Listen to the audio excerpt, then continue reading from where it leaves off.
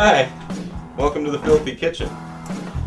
Tonight's recipe was supposed to be pork roast, but I got a little hungry last night and I ate that.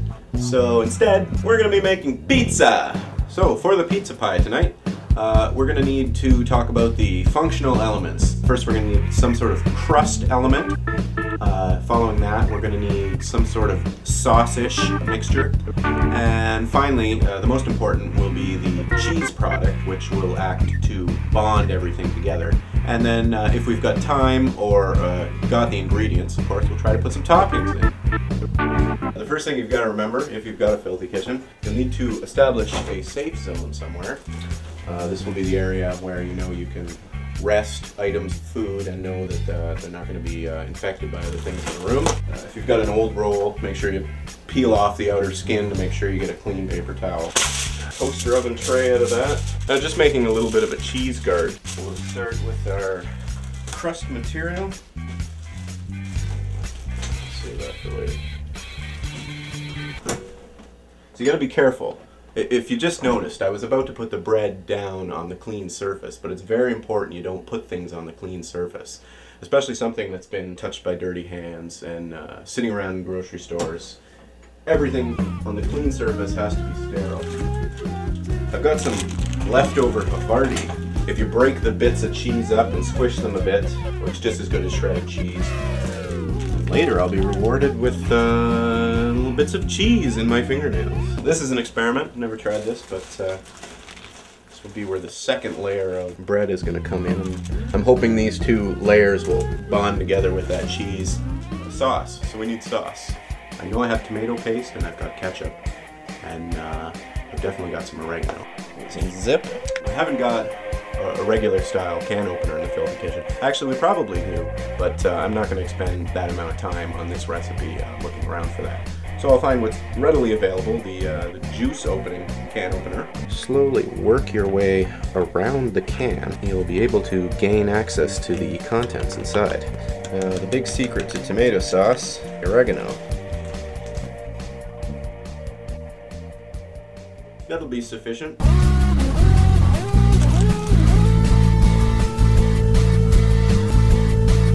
Toppings. We'll look for some toppings somewhere near the front of the fridge. In a filthy kitchen, you've got to worry about the back of the fridge because those items have generally been there for an extended length of time. And the thing with pineapple, they've soaked this in a brine, which generally will preserve the food. So hopefully this will still be okay. I'm not really sure how old it is. Quick word to the wise about canned goods. Once you've opened the can, you can't really just put it back in the refrigerator. It gets a real tinny taste, and I've actually heard that some of the metal will leach into the food, and it's really unhealthy. So we're not going to use pineapple, but we've still got the mushrooms and the pepperettes.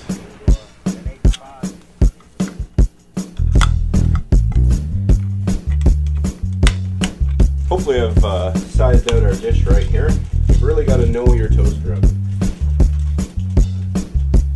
Right. Dear God, I hope our cheese guard holds. Crank it up to about 350.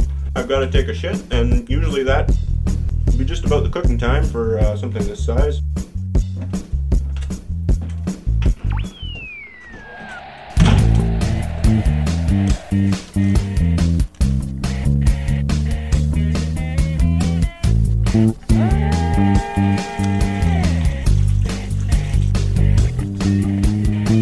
I think we're just about done here.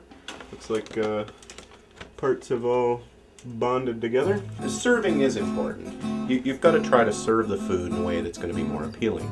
So to give it that touch of authenticity, I'm going to use a pizza box from the Pizza Hut the other night. Now, you don't want to use the outside of the box because who knows who's been touching the outside of this box, but inside you've got a perfectly clean serving tray. And no dishes. Jazz it up a bit, you can put a sprig of the oregano back on top. Ooh la la.